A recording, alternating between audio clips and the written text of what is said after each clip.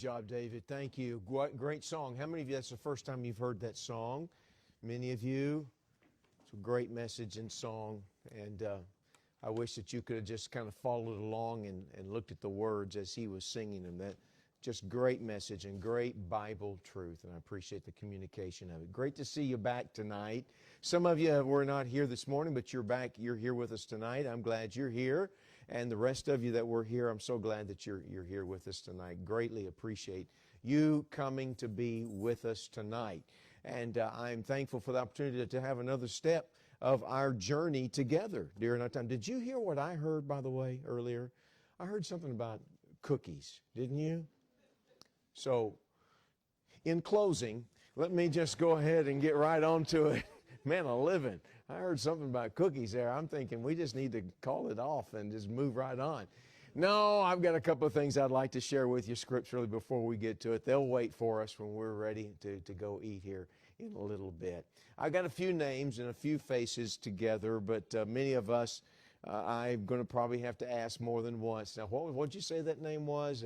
And so just give me time if I say, I'm sorry, is it John? You go, no, it's not John. Brian? No, it's not Brian. Larry? No, it's not Larry. I said, no, what is it? You say, it's Sharon. Oh, okay, I'm sorry. I'll try to get a name and face and get it together and work with trying to get those things together. It'd be a great help. I owe you an apology, and I ask you to forgive me for this. I think I misstated something this morning, and I need to make sure that I get it right, if I could. We may need someone to deal with a personal person coming forward here already. This invitation hasn't even begun. We've already had folks coming forward. That is wonderful. I think I may have misstated something this morning. I want to make sure it's clear tonight, okay? If I said it right, then good. If I didn't, I'm going to correct it right now, okay? And this is what I meant to say, all right? Don't forget, tomorrow night is the most important night of the meeting, all right? It's the most important part. Now, I'm glad you're here tonight, but don't miss tomorrow night. You say, well, I don't get it. I don't understand why you say you misstated it. Well, I'm trying to always get you to look at it as one service at a time. And I appreciate what Pastor said about if you have to walk in late, walk in late. In fact, if you've got to come in straight from work, it won't bother me at all. It won't bother me at all. And in fact, I love it when somebody comes from work because a lot of times people come in from work, they've got on a shirt or whatever, and it's got their name stitched on their shirt or their coat or whatever they're wearing. I love that. That saves me from having to ask what your name is. It's written right there. So you just come right on in. And if you've got to walk in late, it won't bother me at all. Hey, boys and girls all over this room, would you just give me a moment? Look at me. Every boy, every girl, look at me right now, would you? Look at me. I am going to do everything I can to keep you interested in tonight's message. But when I was a boy, around your ages, there were times that I didn't always understand what the preacher was preaching about. I understand. But if you will, really work hard to pay close attention to what I'm preaching on. And don't get distracted, because when you get distracted, your mom and your dad sometimes have a hard time paying attention as well. And I want to be a help to you as much to your dad and mom and whoever you're maybe sitting with, all right? And that'll be great help. And I promise to do what I can to keep you with me. Everybody who has a Bible tonight, would you turn to the book of 1 Peter, the first letter that Peter wrote, and it's chapter number 5, if you would please. 1 Peter chapter 5 tonight. I want us to look at something that will give you a little bit of direction of something that I've had to come to understand in my own personal life in the last few years. In fact, once you get 1 Peter chapter 5, understand this, that the second letter that Peter wrote, 2 Peter, was written pretty soon thereafter, after he wrote the first one, for what it's worth. And he's going to say something in the second letter that I just want to draw your attention to. So hold your place in 1 Peter 5. Turn just a page or two over to 2 Peter and get the third chapter, that last chapter opened up in front of you, and look at what Peter says about his two letters, his first epistle and the second one. In chapter 3, in verse 1, Peter says this, "This second epistle, beloved, I now write unto you." Now notice this. In both, he's referring to the first epistle and now this one. In both these epistles, which I stir up your pure minds by way of remembrance. Now wait a minute. You say, Morris, what's the point? The point is, Peter was saying, I've written to you two letters, the one that you're receiving now that we call 2 Peter. And he says, I wrote the first one, the one I want us to look at tonight. He said, I wrote both of them to help stir up your memory by way of remembrance. What was he saying? He was saying, I'm not going to tell you anything that you probably don't already know. In fact, he was telling them, you already know this. I'm just reminding you of this. But he says, I want to remind you of it so that you will be, can I use a different word? Awakened. How about this word? I think I heard it just recently.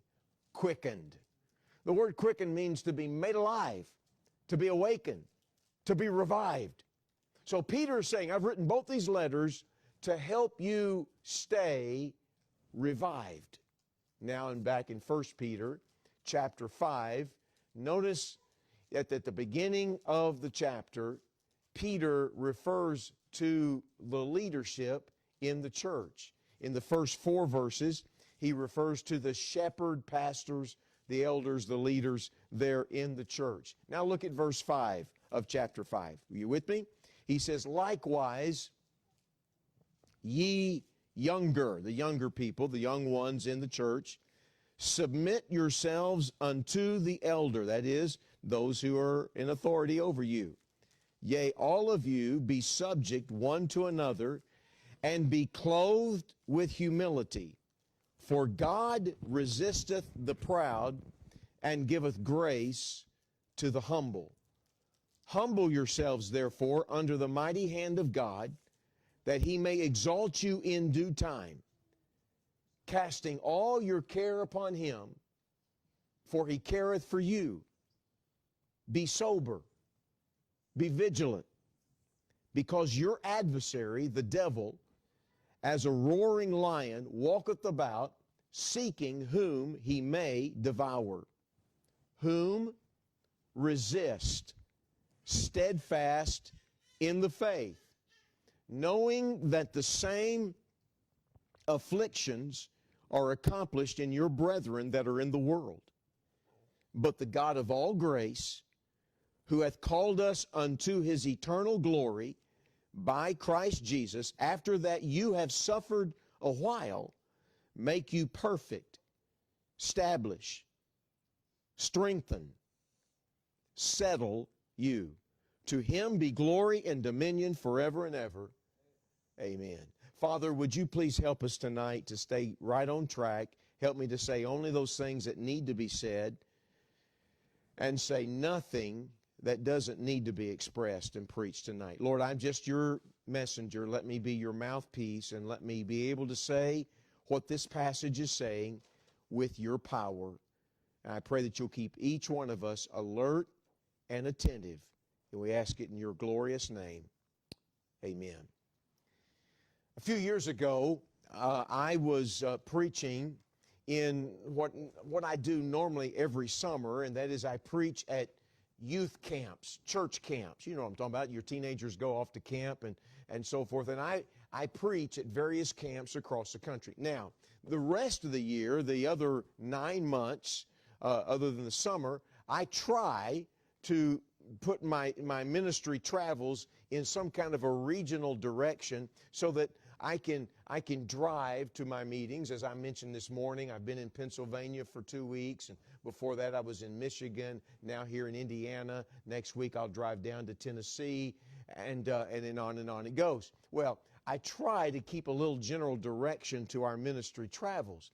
But in the summertime, preaching at camps, I have to do a lot of flying because a camp in Florida may ask me, and then and I'll schedule that, and the next week I may be up in Michigan, the next week in California, next week back in North Carolina, and next week up in New England. So there's no rhyme or reason. I can't drive to them all, and so I have to do a lot of flying. I do drive where I can. Well, with that in mind, my wife will usually take the 2.5 months of the summertime and will work on a home project. She'll take some project in the house, and she will focus on that project, like maybe getting a room painted, or my wife likes to sew, and so she'll work on some kind of drapes or something, and she'll decorate some room. So she'll take those months in the summertime, those weeks, and work on that. I will often fly back home, and we'll see her briefly, and then get back to a camp. You get the picture? Well, I was in California one particular week at a camp. I was studying, getting ready for the morning chapel service when my phone rang.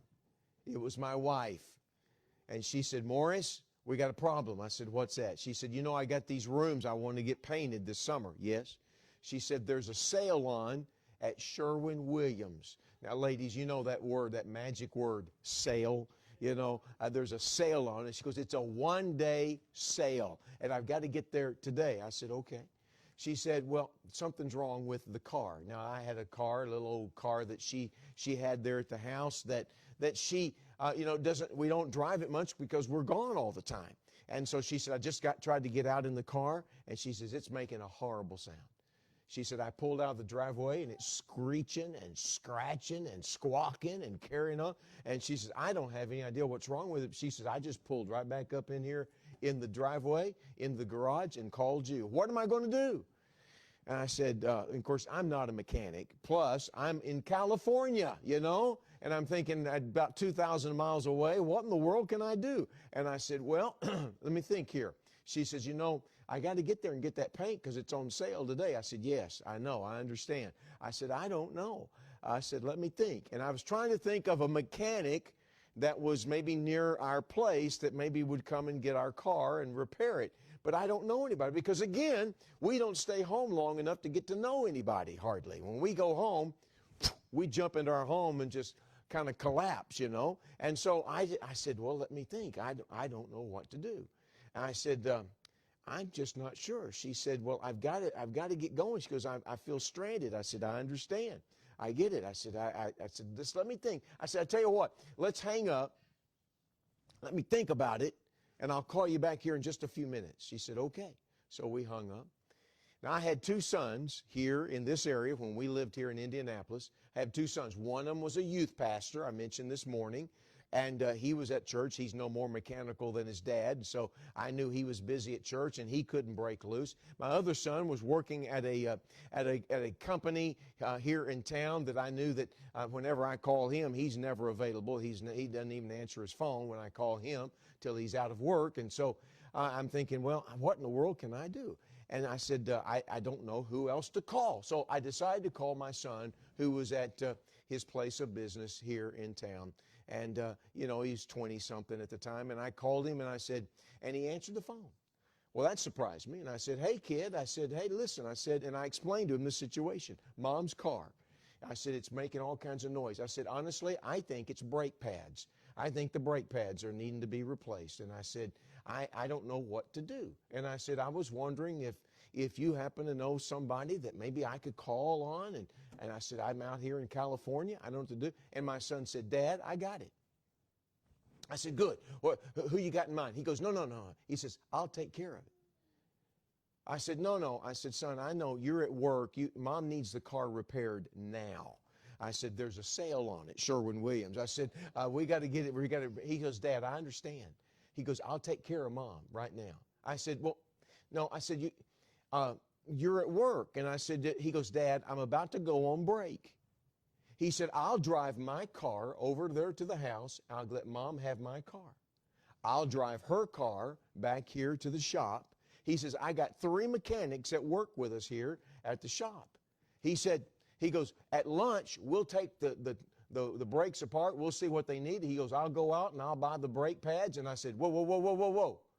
I said, "You are going to buy the brake pads?" He said, yeah. I said, who is this and what have you done with my son? I mean, seriously, I've always had to pay for everything for you. What are you talking about? He said, no, Dad. He goes, I'll take care of it.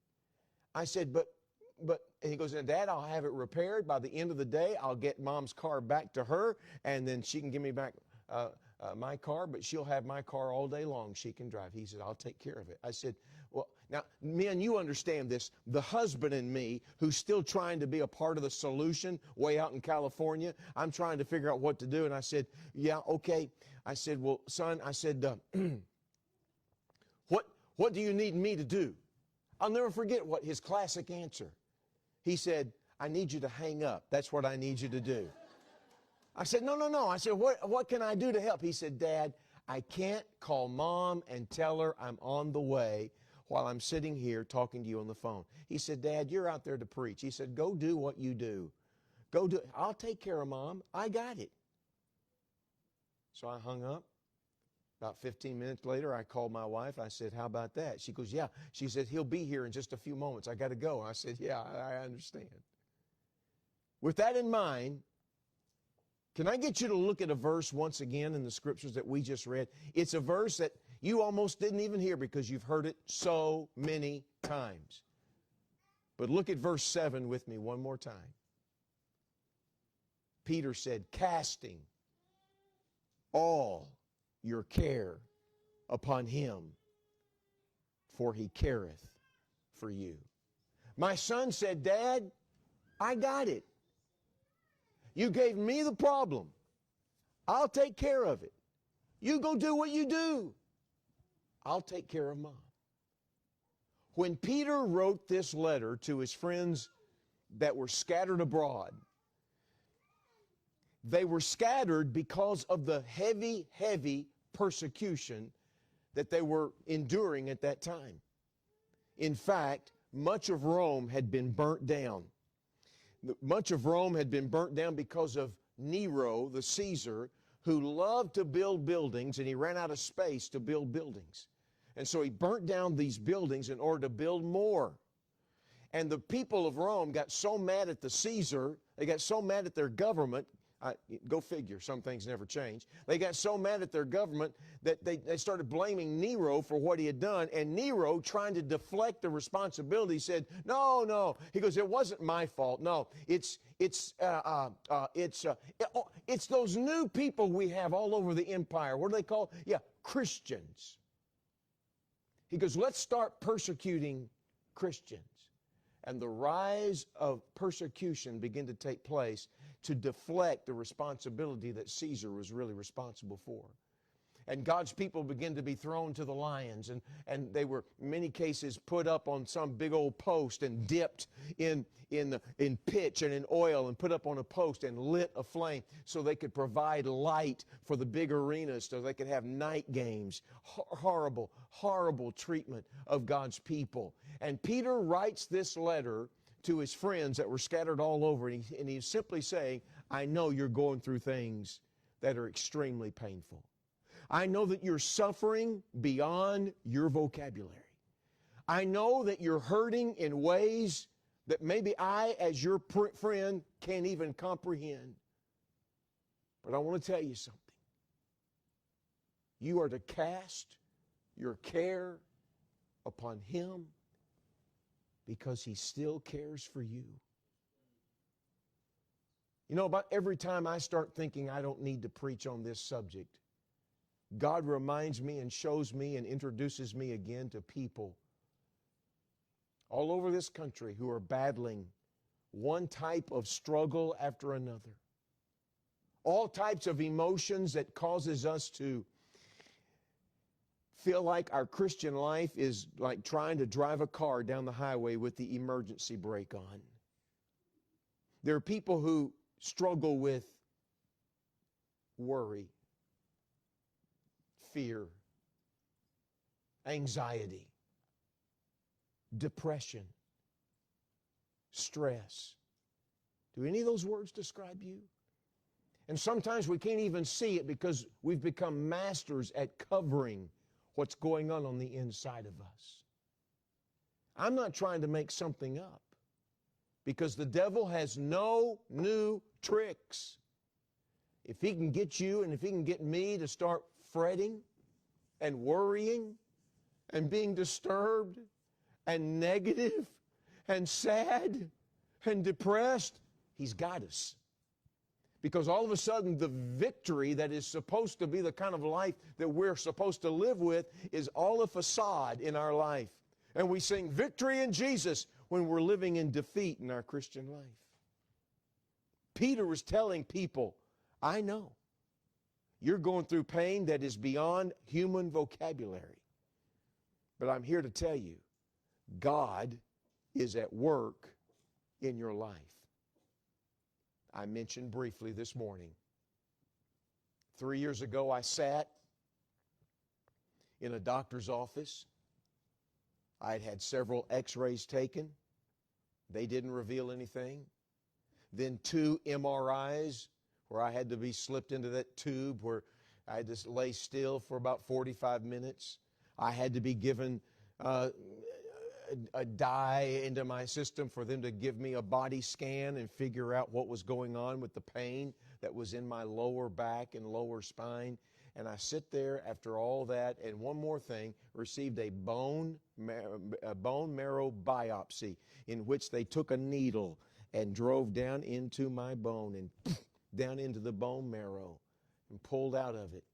The doctor looked at me and he said, you have multiple myeloma. I'd never heard those words in my life. I didn't know what it was. All I could do was I had this pain in my back that was keeping me from running on a daily basis and was hindering me from sitting behind the wheel for any great length of time. And I said, well, doctor, can we just have a surgery and remove it? He said, no, son. This is cancer. And I went into denial. I said, no. I said, doctor, are you sure? Yeah, we're sure. I said, how long is this going to take to be dealt with? I said, I got to go to churches. I got to preach. I got summer camps to preach. I said, how long is this going to take? He said, it's going to take months to deal with it. In our world, my wife and our world came to a screeching halt. And I didn't know what I was going to do. I said, doctor, is this going to take my life? He said, we're going to tackle it with everything we got. And he says, we have a whole new process of dealing with your particular type of cancer. And we've had great success with it. And I mentioned this morning a stem cell bone marrow transplant. I went through 9 months of chemo infusions, radiation, scans, and all kinds of treatments, some of which I've forgotten just 3 years ago. And then that time in the hospital where I got the transplant.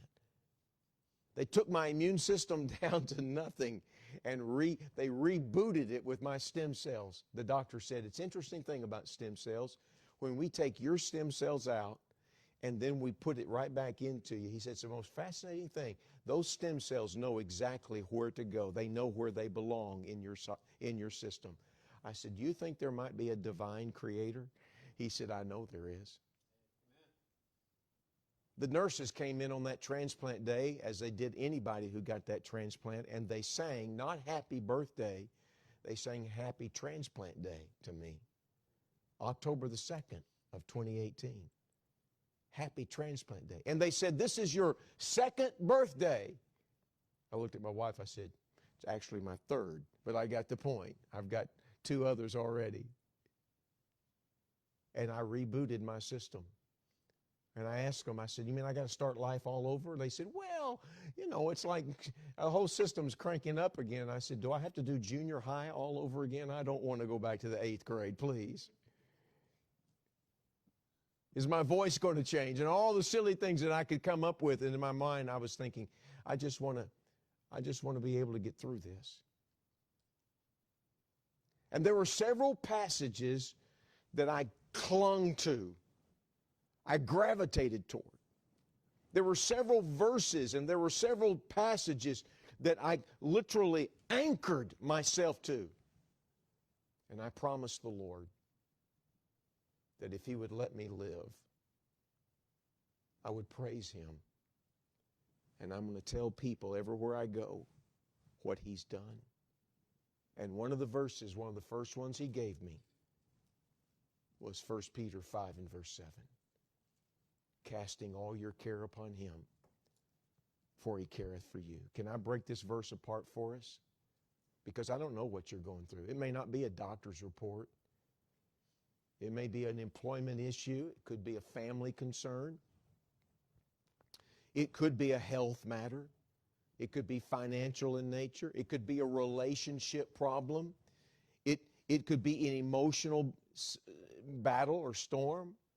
But there's no question you've probably been going through storms and troubles. A preacher from yesteryear by the name of Charles Spurgeon said, every child of God has either just come out of a storm, or they're in the midst of a storm, or they're about to step into one. Because life is made up of tests, trials, difficulties. What do we do when things are unraveling around us? Would you note, number one, he tells us there is what I'm going to call an inevitable reality. Now notice the words. It's inevitable. It's unavoidable. It's irrevocable. I call it the inevitable reality. You say, what's that? Look at verse 7. Casting all your cares upon Him. Peter, more importantly, God's Word does not say you might have some anxieties in the days to come.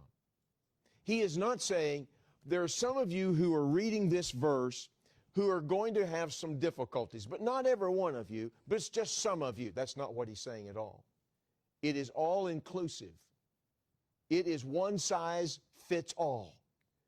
Everybody has cares. And what is a care to you may not be a care for me.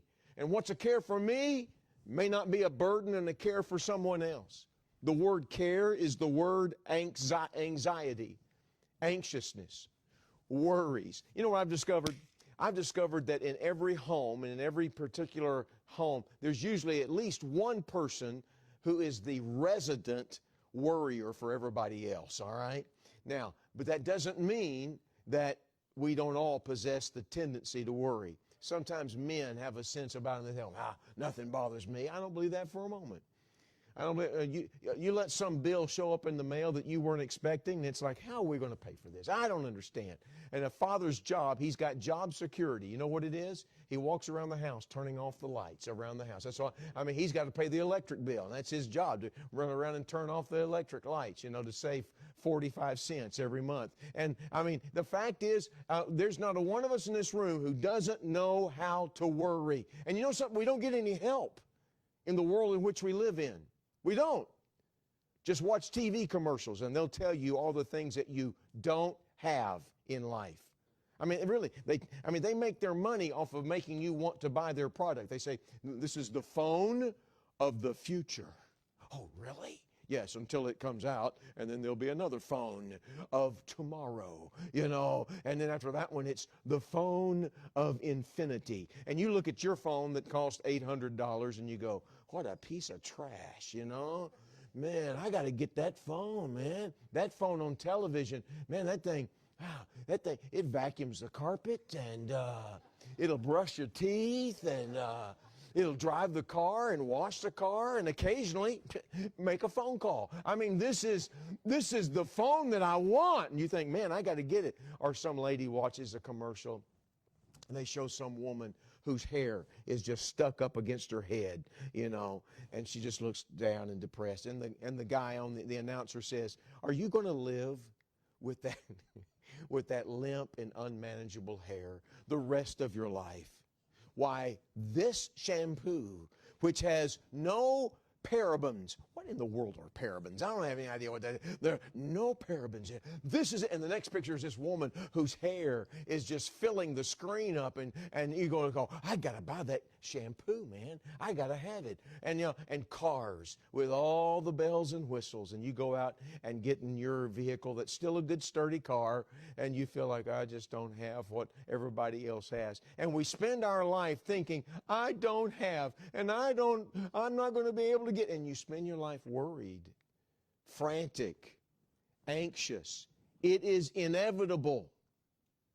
You're going to have trouble. Now, you may sit here tonight and you go, you know, Morris, really, things are good for me right now. Good, I'm glad. I'm happy for you. You say, yeah, my bills are paid. Health is good. My kids are passing, algebra, finally, after the third year. I mean, things are going along fine. I mean, it's everything's going well. I mean, really, I got job security. Really? Yeah. The dog came home. We thought we lost him. The cat ran away. We're glad that he's gone. I mean, we just couldn't be any happier. Everything is smooth sailing. I'm happy for you. Just keep going to bed at night. Keep getting up in the mornings. The next phone call may be something you didn't expect to hear. The next day at work could bring some information you weren't expecting. It's inevitable. Can I break it down? I'm pretty simple. Sometimes our cares are based upon our past. Now stay with me. A person is worried or somebody is anxious, somebody is troubled because of things in their past. And their thought process is something like this. Oh man, if only I hadn't gone to that school. If only I hadn't had that job. That one job set me off on the wrong course. If only I hadn't taken that first drink. If only I hadn't gone to that website online, I wouldn't have the problems I have. If only I had have joined the military. If only I hadn't joined the military. If only, and you spend your whole life all torn up about something that happened. Maybe something that was done to you. You had no control over. Something that was completely out of your grasp. I was talking to Miss Naomi out here a while ago. It made me think about the lady Naomi in the Scriptures. Think about Naomi in the book of Ruth. She was taken off to the land of Moab. Why? Because her husband said, we're going. I don't know that Naomi wanted to go. It was a land that God's people weren't supposed to go to, but she was a submissive wife. And so she went. And what happened there in Moab? She lost her husband to death. She lost her 2 sons to death. And she's brokenhearted, and she makes the journey back after 10 years. She comes back to Bethlehem, and she tells people, don't call me Naomi. That means pleasant. Don't call me pleasant one. Just call me Mara, which means I'm a bitter person. I'm just sad. I'm depressed. I've just got care after care after care. And whenever you read that, I want to say, Naomi, hang in there. Because in 2 more chapters, you're going to be holding a grandbaby. Ruth is going to give you birth to a baby, have a baby that's going to be born in the family line. Just hang in there. You can't see what God's doing right now. I could talk to you about Elijah, who got depressed, sitting underneath a tree and then sat in a cave and just said, God, why don't you just go ahead and kill me? God's man got depressed. Talk to you about Job. The Bible tells us that in the life of Job, at the time he was alive, he was the strongest, most vibrant believer and follower of God that was around. And yet you read the whole book of Job, there were times I thought that first of all, he wished he'd never been born. And at times I thought he might be suicidal. He was the greatest Christian around at the time. And on Moses got down and depressed. Can I tell you something? There's not a one of us who hasn't battled some type of stress. And sometimes it's because of the past. If it's not the past, it may be the present. How am I going to get everything done? Maybe you're one of those kind of people, you're just consumed with, I've got so much to do and I don't have enough time in a day to do it. I mean, I'm just pressed. This traffic, where did this traffic come from? And they're the same kind of people, just like you, trying to get everything done in a day's time. And you're just trying to get through life. And you go, how am I going to pay these bills? How am I going to take care of all the burdens of the day? And you get all stressed out about the day. There was a lady in the Bible by the name of Martha, who was trying to prepare a meal for Jesus and the disciples. And she was frantic and she was running around trying to get things done. And Jesus said, Martha, Martha. Had to call her out by name twice. Martha, Martha, chill. Now that's hidden in the Greek language, but I'm sure that's what he said. Catch your breath, Martha. Look at your sister here, sitting here at my feet. I know what's going on. You're allowing the cares of the day to consume you. He said you are careful, not meaning fastidious. You are full of care because of all the present demands of your time. Do you find yourself frustrated with everything you've got to do every day and you don't know how you're going to get it all done? Recognize it is inevitable you're going to have cares. It may be because of the past, it may be because of the present, and it may be because of the possibilities of the future. What if I lose my job? What if the doctor's report, here the pastor, the preacher up there talking about he got a bad doctor's report. I got to go see the doctor next month. What if I'm going to get a bad report? And you spend the whole next month worried about it. What if I don't have enough in retirement? What if my kid doesn't pass algebra for the third time? What if that cat comes back? What if the car doesn't start? What if that person gets elected? They may have already gotten elected. What if? I don't know. A lady went up to her pastor one time and she said, "Pastor, I think it may really work and really help." He said, "Oh, no, ma'am. Worrying never helps anything." She goes, "Yeah, I've discovered most of the things I worry about don't happen." So she says, maybe it helps to worry about it, makes them go away. He says, "No, ma'am, you've missed the point entirely. Worrying changes nothing except maybe the lining in your stomach makes you more sick. It causes you just to be a miserable person and everybody around you unhappy, without joy." Can I ask you tonight, are you in the middle of a storm right now, a trouble? And you say, "I don't understand." Look at me. Look. You don't have to understand what's happening. Your hope is not based upon you knowing why something is going on. Let me say it again. Your hope or your security is not based upon you figuring out why or what is going on in my life.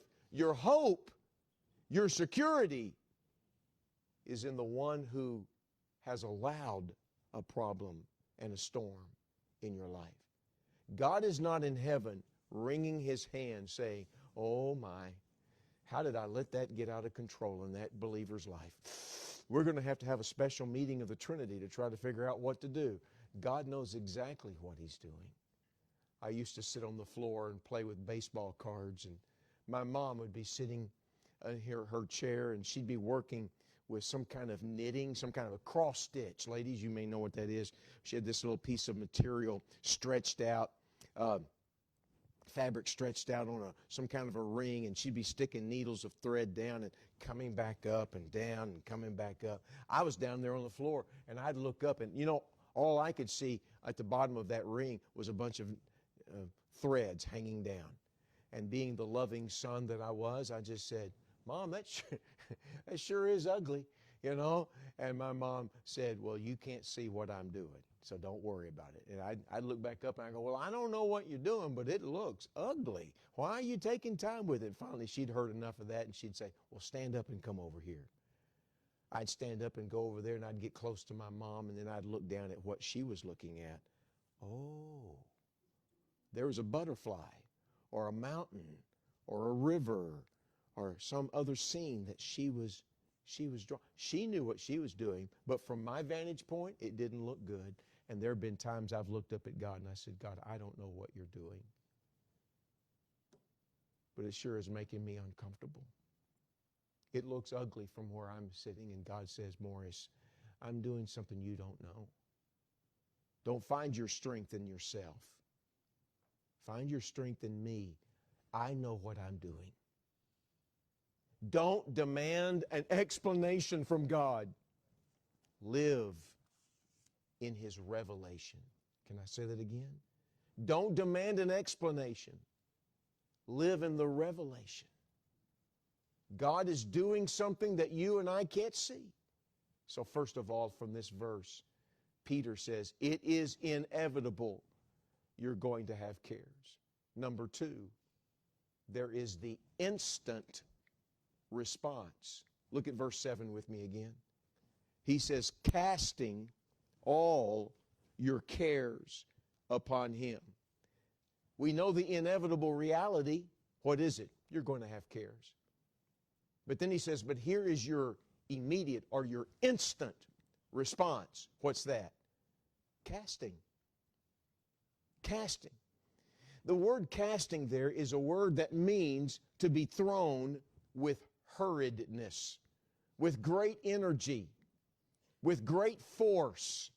It's like when I did play baseball, I used to love, I was always concerned out there in the infield wherever I was playing. If the ball ever came to me, I had to quickly get out of my glove and quickly whip it over to first base or whatever base I'm going to. I got to get that guy out. He's running, and I got to quickly, hurriedly cast the ball. You got the picture. Boys and girls, I don't know how you exactly play this, but I can remember as a kid, we used to play hot potato. I guess it seems like there was music being played, and you'd have this little something in your hand, a little ball, and you, whenever it came to you, you got rid of it in a hurry because you didn't want to be stuck with it when the music stopped, because then you're out of the game. I think that's how you play it. The idea was it's a hot potato. When it came to you, get rid of it in a hurry. That's the word in verse 7. Get rid of it, casting your care upon Him. Now listen carefully, friends. Here is the word of the Lord. I'm not making this up. The Lord is saying, when a care comes into your life, are you ready? Don't hang on to it. That doesn't mean you're flippant. That doesn't mean that you get in a car wreck and you get out and you go, man, that was fun. No. That's ridiculous. That's cruel. No, there are pains in life. There are tears in life. There are emotions that get the best of all of us. I get that. But in every emotion, in every turbulence, in every difficulty, in every testing, in every worry, in every care, don't hang on to it. Cast it on Him. We're talking about prayer. You can go interview Hannah in 1 Samuel, and Hannah would tell you, oh, I wanted a baby boy so badly, so badly. It became a burden and a care. So what'd she do? She cast it on the Lord. You could go to Daniel, and Daniel was told that he was going to be killed because somebody needed to interpret the king's dream. Well, how would you like to interpret somebody's dream? And Daniel said, let's pray about it. He and his buddies prayed. They cast it on the Lord. That night the Lord told him what the dream was, and he interpreted it. He got real serious also when they were telling him, if you keep praying to your God, we're going to put you in that den of lions. He cast it upon the Lord. He went right on. David was told that a man that was a great counselor, Ahithophel, was now going to follow along with David's rebellious son, Absalom. And David said, no. Ahithophel will give him counsel that will wind up destroying me. And he said, oh God, please stop the counsel of Ahithophel. And God did. God did. The church gathered together in Acts chapter 12. Their dear brother Peter was imprisoned. And they said, oh God, get Peter out of prison. Herod's going to take his head off. Oh God, please. We're going to pray all night long. You know what they were doing? Casting their care upon the Lord. And at midnight, Peter was awakened. Can you believe that? Next day, he could have been beheaded. And an angel had to come wake him up. Wake up, son. Wake up. He woke up. Yeah. He said, come on, we're getting out of, we're going to have a jailbreak. And Peter got out of that prison and walked down to the house in the middle of the night, down at Mary's house where the church was gathered to pray, and he knocked on the door. You go read Acts chapter 12 when they opened the door and they saw Peter was there. They made so much noise and they were hooping and hollering. Peter had to tell them to be quiet so he could tell them how an angel, the angel of the Lord, delivered him from jail. And yet you and I walk around with all of our baggage. I just don't know what we're going to do.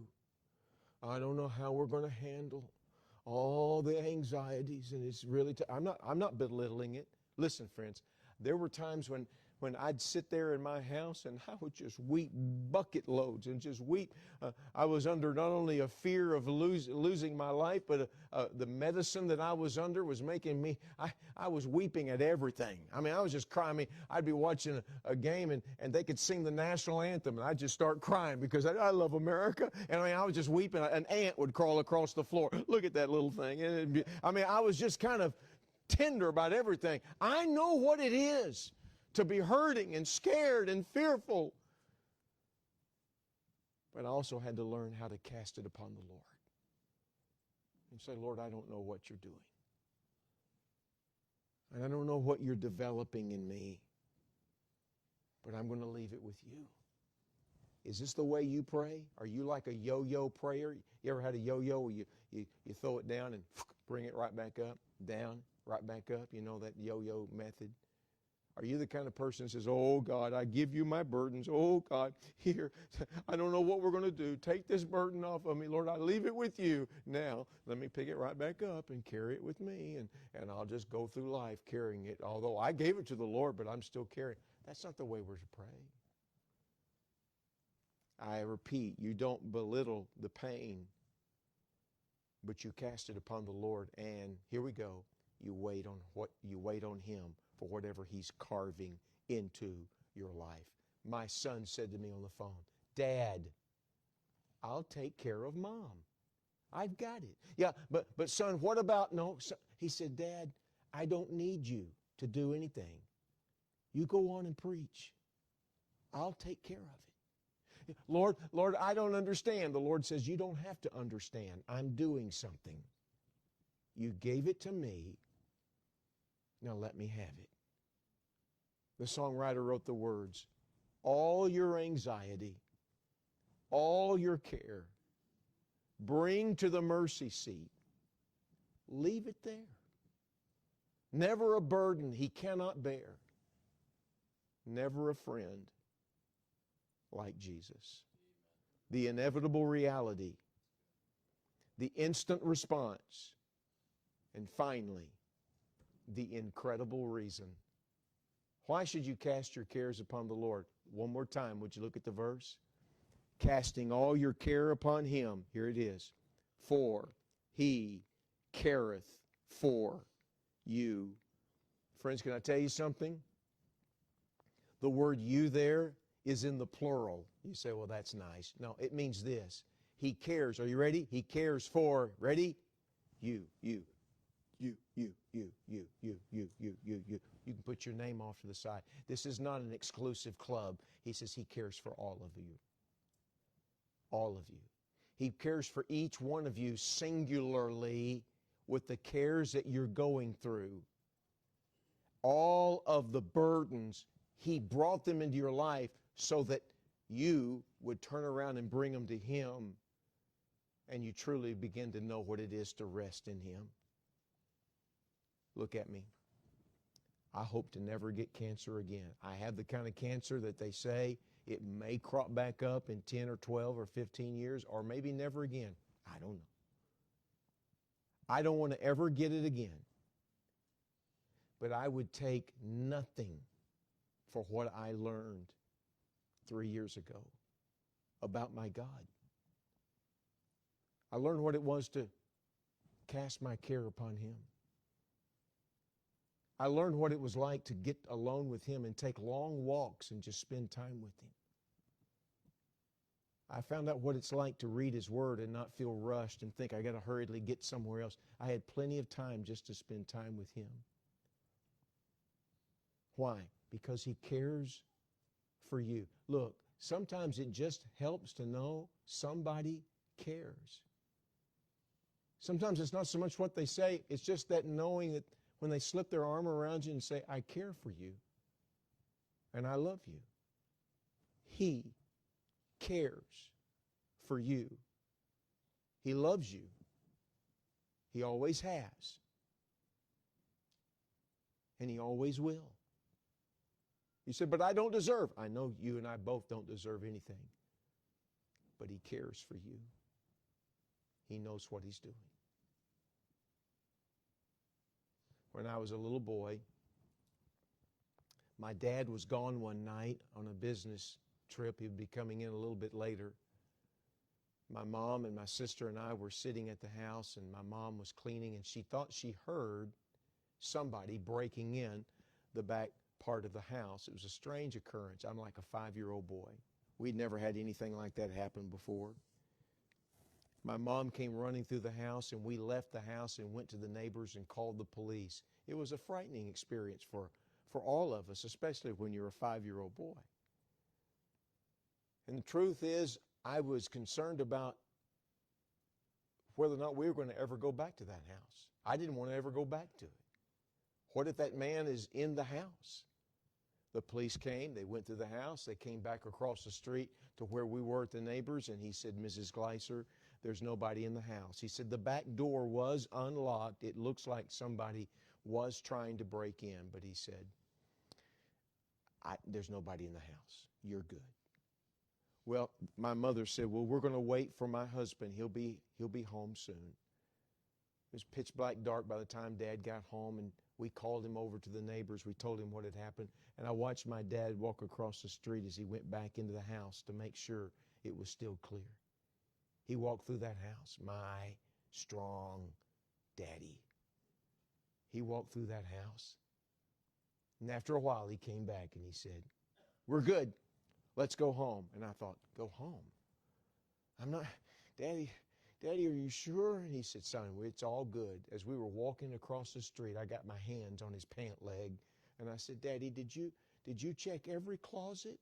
He said, yes, son. I checked in every closet. You know, closets are important to kids. And I said, did you look underneath every bed? He said, I looked underneath every bed. I said, did you look in the vents? And I said, it might have been a real skinny man. He just slipped down into that. And he goes, son, there's nobody in the house. We're good. And we walked inside the house, and my dad said, all right, time to go to bed. And I said, time to go to bed? There'll be no sleeping tonight, man, a living. We're all just going to sit up, ready for any kind of problems that may come our way. I'm not going to go to sleep. Daddy, I'm scared. And Dad said, no, son, everything's fine. You're safe. I'm here with you. Just go to sleep. But I didn't know how to sleep. I laid in my bed. My eyes were as big as the Grand Canyon. I'm telling you, I just sat there in my bed, and I looked out into the hallway outside my room, and I thought, if somebody comes at me, I'm going to throw my baseball glove at him and scream as loud as I can. And I said, I can't, I don't know, I don't want anybody to get me. And I laid there, and after a while, have you ever noticed that have you ever laid in your house at night and heard your house begin to pop and snap and crack? All kinds of strange noises. And all of a sudden, I heard someone walking down the hallway, and then the light came on in the hall, and there stood my dad right in front of my room. And he was looking around the house, making sure everything was safe, because he knew he had a scared boy. He went on back down the hall to his room.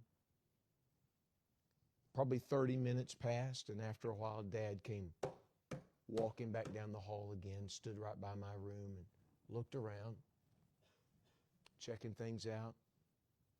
He probably looked inside to see if I was watching, if I was still awake, and I was. The third time Dad came back, again, I don't remember how much time passed, but he came walking back. And the third time he came back, he was carrying a baseball bat to defend us. I had mixed emotion at that point. I thought, man, I kind of wish somebody would try to break in now. I'd like to see Dad just kind of break in, tear into that guy. And the next thing I knew, it was morning. I fell asleep. If Daddy's going to watch over me, I might as well rest. And your God in heaven says to you tonight, rest. I got this. I got this. I know what I'm doing. Cast your care on me because I care for you. I don't know what you may be going through. I don't know what you're about to go through. and you don't know either. But I know this. If you allow the worries and the cares and the hardships of day-to-day living get the best of you, you can't focus on what He's saying to you. And your prayer life becomes frantic and anxious or non-existent, or maybe even full of anger. But when you're casting your care upon Him, you know that He cares for you. You can rest in Him. When Jesus calmed the storm on the Sea of Galilee, He looked at the strongest men on the planet, His disciples. Oh, they take a lot of abuse from guys like me, preachers who make fun of the Thomases and the Peters and so. These were the strongest men on the planet. They wrote much of the New Testament. But they were scared. And Jesus, when He calmed the storm, He looked at him and He said, "Why are you so fearful? I got this. You're in my hands." And those disciples said, "What manner of man is this, that even the winds and the waves obey Him?" You're either just coming out of a storm, or you're in the middle of one, or about to go into one. Remember this. I had to learn through the word cancer that it really is true. I can cast my care on Him. He cares for me. Would you bow your heads with me, please? I'd like to do something that's a little bit different tonight. Normally, a preacher says, "Hey, did the Lord talk to you about something?" Raise your hand. I'm not going to do that tonight. Normally, we stand up and the invitation begins and we encourage people to pray somewhere, either in their seat or here at the altar at the front. I'm not going to do that. I hope you're listening. Tonight I'm going to do this. In just a moment, I'm going to pray briefly. The music will begin. And I want to encourage you, friends, to just stay seated and make that your altar. From the youngest to the oldest. From one wall to the next, to the other. I want you just to take time with your God, and I want you, if you're going through a trial right now, take it to Him right now and leave it as best you can. You say, "Morris, I'll have to do it again later." I understand. You may have to leave it with Him again before you go to bed tonight and get up in the morning and do it again. But you just keep casting your care upon Him. You got some cares tonight, take them to Him right now. And then, where you're seated, would you pray this? "Lord, send a revival to me. Let me personally know what it is to be revived spiritually." And then when you're through praying, it shouldn't take long. When you're through praying, then just stand up. We're going in opposite direction. We usually start by standing. We ask people to sit down and pray. No, I'm going to just let you stay seated and to pray. And when you're through praying, just stand up. And if people around you stand up before you're finished, don't let it rush you. You finish your prayer. And if people around you pray longer than you, don't feel guilty. It's not a contest. You stand up whenever you're finished. It shouldn't, again, take too long. Then your pastor will come and conclude whenever he sees fit. I'm going to go down on the front row and pray myself and ask the Lord to give His blessed power throughout this week. You take time with your Lord. You say, "Preacher, I don't really want to pray." Well, nobody can make you pray. You just stand up whenever you want to. But if you would, child of God, take time with your Lord, and when you're through praying, then you just stand up. You take your trial, your hardship to Him, cast it on Him, and secondly, you ask Him to give you a personal revival this week. Father, be with these dear friends as they take the next few moments in prayer. May we genuinely spend time alone with You as we should. We ask it in Your blessed name. Our heads are bowed as the music begins. The time there is for you. Would you just pray? When you're finished, just stand up.